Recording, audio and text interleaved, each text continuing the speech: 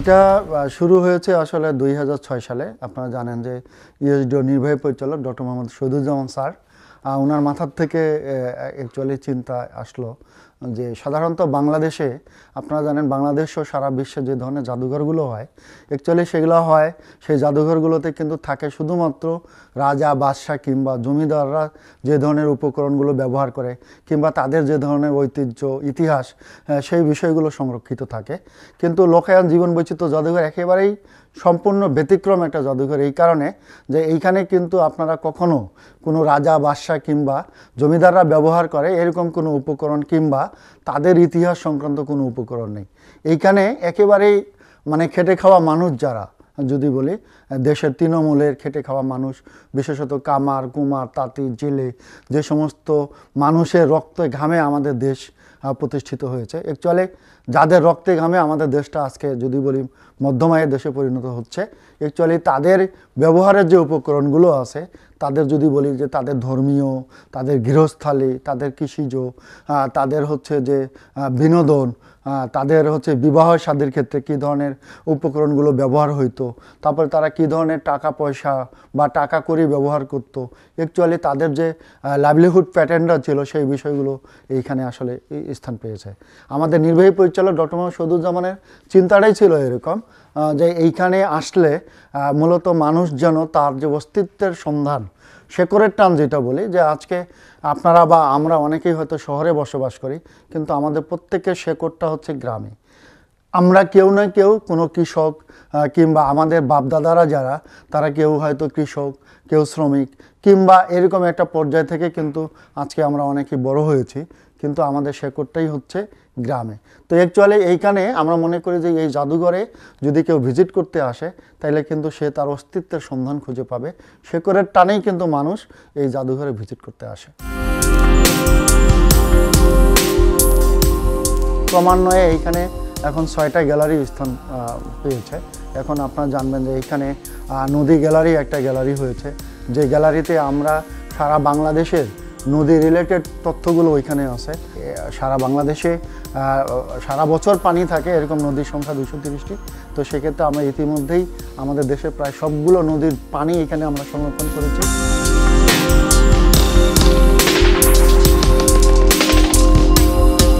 এছাড়াও আমাদের ওইখানে একটা বাদ্যযন্ত্র গ্যালারি আছে, যে গ্যালারিতে প্রায় 200-র অধিক বাদ্যযন্ত্র স্থান পেয়েছে, যেখানে আপনারা জানবেন যে সারা দেশে বিশেষ করে আমাদের বাংলাদেশ সহ আমরা যদি বলি আমাদের বন্ধু দেশ ভারতের ওয়েস্ট বেঙ্গল, যে বিশেষ করে রবীন্দ্রসঙ্গীত, পল্লীগীতি, বাবাইয়া গান গাওয়ার ক্ষেত্রে যে ধরনের বাদ্যযন্ত্রগুলো ব্যবহার হয়, তার সবগুলোই প্রায় সেই গ্যালারিতে স্থান পেয়েছে।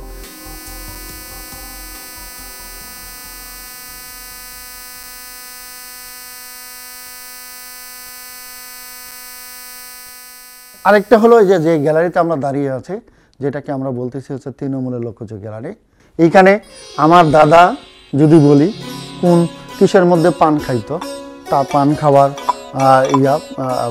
সহ, তারপরে সে কেমন ইয়েতে রেহেলে কোরআন শরীফ পড়তো কিংবা কোন ইয়েতে পূজা করতো। একটা সময় ছিল শের, আমরা বলতাম 1 শের 2 শের আধা শের, সেইটা। তারপরে এইখানে দেখবেন যে সেমাই বানানো হচ্ছে, সেমাই বানানো মেশিন। ঠিক কীভাবে যদি বলি পিতলের বদনা, কাঁসার বদনা কিংবা দস্তার পাতিল, হ্যাঁ, তারপরে হচ্ছে কাঁসার বাটি, মাটির বদনা, হ্যাঁ। তারপরে খুবই গুরুত্বপূর্ণ একটা বিষয় যে কুয়ার কাটা। একটা সময় তো এখন যেমন আপনার বিভিন্ন কোয়াল বা বিভিন্ন যন্ত্রপাতি ব্যবহার হচ্ছে, আগে তো মানুষ কুয়ার থেকে পানি তুলতো, সেই কুয়ায় বালতি পড়ে গেলে সেই বালতি তোলার জন্য যে কুয়ার কাটা সেটা ব্যবহার করত। গ্রাম থেকে বিভিন্ন দুধ যে কালেক্ট করতো তারা, সেই দুধের যে বাসন, সিলভারের দুধের পাত্র, সেগুলো এখানে আছে। তারপরে গৃহস্থালী বেশ কিছু তারা হচ্ছে যে মাটির সাংকিতে ভাত খাইতো, সেই মাটির সাংখে এখানে আছে। যদি বলি যে এখানে ওই যে সাম ডাইনে তারা মরিচ পিসে সেগুলো আছে। আপনি দেখবেন যে এখন যদিও আমরা অনেক ক্ষেত্রে আমাদের বড় বা কে ধনী কে গরিব কে বড় লোক সেটা আইডেন্টিফাই করবার জন্য বিভিন্ন রকম ফরম্যাট ব্যবহার করি, বিভিন্ন তথ্য সংগ্রহ করি, কিন্তু আগে কিন্তু একটা সময় ছিল যে যার বাসায় 5 ব্যাটারি লাইট থাকতো তাকে ধরে নেওয়া হয়তো সে বড় লোক, কিংবা যার বাসায় হ্যাজাক লাইট থাকতো বলা হয়তো সেই বড় লোক। এবং এই হ্যাজাক লাইট আপনারা জানবেন যে তৃণমূলের যে বাড়িতে যখন বিয়ে শাদী লাগতো তখন কিন্তু এই হ্যাজাক লাইট প্রয়োজন পড়তো, এবং মনে করা হয়তো যে না তারাই। এখানে দেখবেন যে অসংখ্য আমাদের মহান মুক্তিযুদ্ধ কালীন সময়ে যে তখন কিন্তু বাড়িতে বাড়িতে রেডিও কিংবা টেলিভিশন ছিল না, তখন কিন্তু বঙ্গবন্ধু সেই ভাষণ, আমাদের মহান নেতা হাজার বছরের যে শ্রেষ্ঠ বাঙালি, উনার যে ভাষণ, সেই ভাষণ কিন্তু সেই আমলের লোকেরা এরকম রেডিওতেই শুনতে পাইতো। এরকম 1 ব্যান্ড 2 ব্যান্ড রেডিও 3 ব্যান্ড রেডিওগুলোই কিন্তু তখন কী বলে গ্রাম পর্যায়ে ছিল। তখন কিন্তু এখনকার মতো কোনো টেলিভিশন ছিল না, কোনো আধুনিক যন্ত্রপাতি ছিল না, যেটার মাধ্যমেই হচ্ছে যে এটার মাধ্যমেই তারা এই বিষয়গুলো শুনতো। আপনারা জানলে খুশি হবেন যে আগের দিনের মানুষ ওই আপনার হচ্ছে যে এরকম গ্রামোফোন দিয়ে তারা গান শুনতো, সেটাও এখানে আছে। এখন আপনাদেরকে বলি যে আপনারা যে ক্যামেরা ব্যবহার করতেছেন, আপনাদের হাতে যে ক্যামেরা, এই ক্যামেরা কিন্তু একটা সময় ছিল না। একটা সময় ছিল মানুষ একটা ছবি তুলবার জন্য অনেক দূরে যেত এরকম, এবং এই সেই ক্যামেরা, যে ক্যামেরা দিয়ে মানুষ ছবি তুলে তাদের সংসারের বিভিন্ন কাজে জমি রেজিস্ট্রি করা বলেন বা তাদের প্রয়োজনের তাগিদে তারা কিন্তু সেই মাইলের পর মাইল দূরে গিয়ে এরকম একটা ক্যামেরাতে তারা হচ্ছে যে এই ক্যামেরা দিয়ে তারা ছবি তুলতেন। ঠিক আছে, তো সেইটাই আমাদের লোকায়ন জীবন বৈচিত্র্য জাদুঘরে আছে। তারপরে যেমন এই যে এটা একটা জিনিস দেখবেন যে একটা সময় মানুষ হচ্ছে যে গ্রামে যখন বস করতো তারা গরু দিয়ে যে তেলের ঘানি, যেটা সরিষার তেলের ঘানি, এখন যদিও মেশিন দিয়ে হয়, তখন তো মেশিন ছিল না, তখন কিন্তু এই তেলের ঘানি যেটা গুলান বলে সেইটা এখানে রাখা আছে। ঠিক একইভাবে ক্যাশ বাক্স গ্রামের মানুষেরা ব্যবহার করতো একটা সময়, সেটার এখানে স্থান পেয়েছে। ঠিক দেখবেন যে আমরা বলি যে বলতো যে অক্ষয় কোম্পানি, যার কোনো ক্ষয় নাই, মানে মানুষের তো টাকা পয়সার খুবই অভাব ছিল, এরকম টায়ার দিয়ে তারা টায়ারের জুতা বানায় হচ্ছে গ্রামের মানুষরা পরতো। ঠিক খড়মগুলো যদিও এখন মানুষ ব্যবহার করতেছে না, তারপরেও একটু দেখাই যে এটা হচ্ছে খড়ম। আমার নানা বা আমার দাদা যারা গ্রামে বাস করতো তারা কিন্তু ওই আমরা আজকে যে কেটস পরি বা ভালো ভালো চামড়ার জুতা পরি, তারা কিন্তু এগুলা পাইতো না বা ব্যবহার করতে পারতো না, এই খড়ম তারা ব্যবহার করতো, যেটা লোকায়ন জীবন বৈচিত্র্য জাদুঘরে সংরক্ষণ করা আছে। এখানে কিছু এগ্রিকালচারের রিলেটেড কিছু যন্ত্রপাতি আছে, যেটাকে বলি কুরিশ বলে, কৃষকেরা মাঠে কাজ করতো, কোদাল, তারপরে খুন্তি কিংবা হচ্ছে যে পাসুন, এই ধরনের উপকরণগুলো আছে।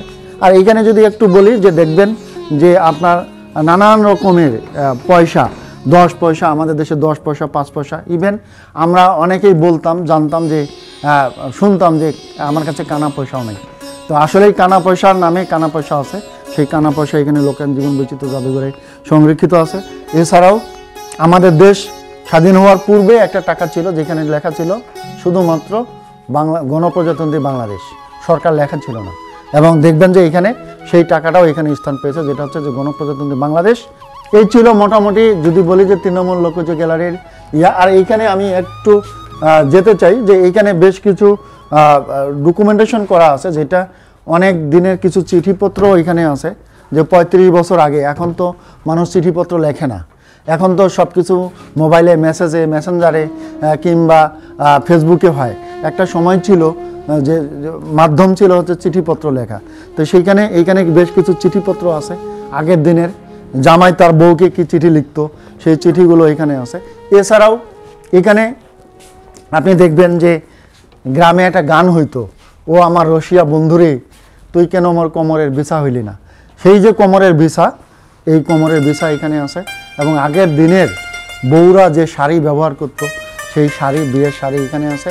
এবং জামাই কালো টুপি পরে কিন্তু হচ্ছে বিয়ে করতে যেত, এবং সবার বাসায় কিন্তু সেই টুপিও ছিল না, 2-1 জনের বাসায় থাকতো, এবং ওই একই টুপি নিয়ে সবাই যার যার বিয়ে হইতো সেই টুপিকে কালেক্ট করে বিয়েতে যেত এবং সেই বিয়েতে যাওয়ার সময় যে সুরবাদানি, নতুন বউয়ের জন্য যে সুরমাদানি, কোমরের বিছা কিংবা শাড়ি, মালা এবং ট্রাঙ্ক, যে ট্রাঙ্কে করে জামাই হচ্ছে বরের জন্য যে বিবাহের উপকরণ সেগুলো নিয়ে যেত, যেটা এখানে সংরক্ষিত আছে। যদিও এ যুগের ছেলেমেয়েরা এগুলার কোনোটাই ব্যবহার করে না।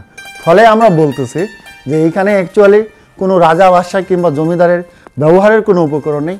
এইখানে আমাদের দেশের একেবারেই সাধারণ মানুষ, যারা খেটে খাওয়া মানুষ, যাদের রক্তে ঘামে আমরা বলতেছি আমাদের দেশটা সত্যিকার অর্থেই বঙ্গবন্ধু সোনার বাংলায় পরিণত হচ্ছে, সেই সমস্ত মানুষের, যদি বলি সেই সমস্ত মানুষের সকল প্রকারের ব্যবহারে তাদের সকল প্রকারের উপকরণ এখানে সংরক্ষিত আছে। তো সেই ক্ষেত্রে আমি আহ্বান জানাই, বিশেষ করে যারা নতুন প্রজন্মের ছেলে মেয়ে, তারা যদি এই গ্যালারিতে আসে তাহলে এখানে অনেক কিছুই তারা দেখতে পাবে।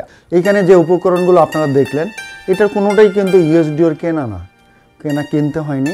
তো সেক্ষেত্রে আপনারা জানেন যে আমাদের যিনি ইউএসডিওর নির্বাহী পরিচালক doctor Mohammad Shahiduzzaman sir, actually ওনার তো বিশাল বড় কর্মী বাহিনী, প্রায় আমরা সারা বাংলাদেশে 59টা জেলায় কাজ করি। ফলে ইউএসডিওর যে বিভিন্ন দেশের বিভিন্ন প্রান্তে যে উন্নয়ন কর্মীরা আছে, তাদের মাধ্যম থেকে, গ্রাম থেকে একদম তৃণমূলের মাঠ পর্যায় থেকে এটাকে আমাদের উন্নয়ন কর্মীদের মাধ্যমে এটা সংগ্রহ হয়েছে। এছাড়াও ধন্যবাদ জানাচ্ছি বাংলাদেশের আপামর জনগোষ্ঠী, জনসাধারণকে।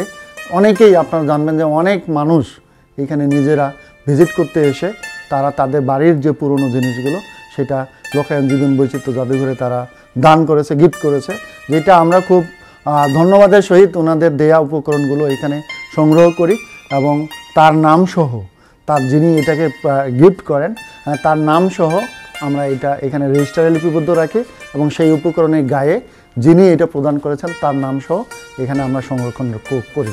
তো সেই ক্ষেত্রে ধন্যবাদ জানাই আপনাদেরকে, চ্যানেল আইকে, এবং ধন্যবাদ জানাই, আমন্ত্রণ জানাচ্ছি সারা বাংলাদেশের আপামর জনগণ এবং বিশেষ করে স্কুল এবং কলেজ পড়ুয়া স্টুডেন্টদেরকে।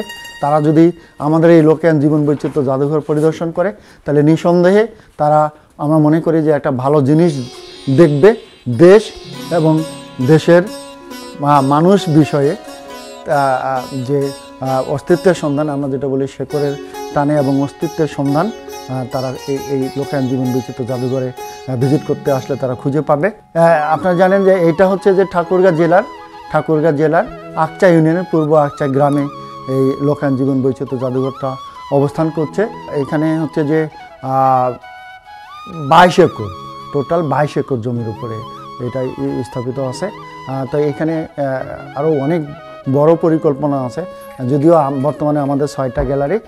তাই এইটা ইতিমধ্যেই আমাদের যিনি নির্বাহী পরিচালক ডক্টর মোহাম্মদ শহীদুজ্জামান স্যার, উনি চিন্তা করতেছেন এইখানে আরও খুবই স্বল্প সময়ের মধ্যে এইখানে পুতুল গ্যালারি এবং খেলনা গ্যালারি, অর্থাৎ আমাদের দেশের যে আপনারা জানেন যে একটা সময় ছিল যে গ্রামের ছেলেমেয়েরা শুধুমাত্র পুতুল নিয়ে খেলতো। তো সেই ধরনের যত ধরনের পুতুল আছে সেই পুতুলগুলো সারা বাংলাদেশ থেকে সংগ্রহ করা হবে এবং গ্রাম্য পর্যায়ে যত ধরনের খেলনা আছে তার প্রত্যেকটা খেলনাই এখানে সংগ্রহ করা হবে। খুব দ্রুততম সময়ের মধ্যে এই 2টা গ্যালারি আরও নতুন করে যুক্ত হবে। তো থ্যাংক ইউ সবাইকে, ধন্যবাদ লোকায়ন জীবন বৈচিত্র্য জাদুঘরের পক্ষে।